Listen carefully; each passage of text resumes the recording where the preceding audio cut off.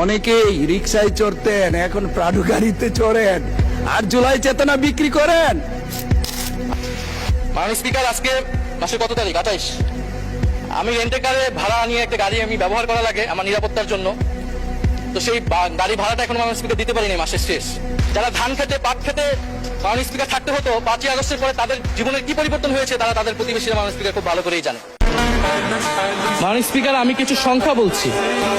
1700 কোটি টাকা, 765 কোটি টাকা, 679 কোটি টাকা, 621 কোটি টাকা, 201 কোটি টাকা, 182 কোটি টাকা, 97 কোটি টাকা। মাননীয় স্পিকার, এগুলো আমাদের সংসদ সদস্য যারা তাদের ঋণ রয়েছে মাননীয় স্পিকার।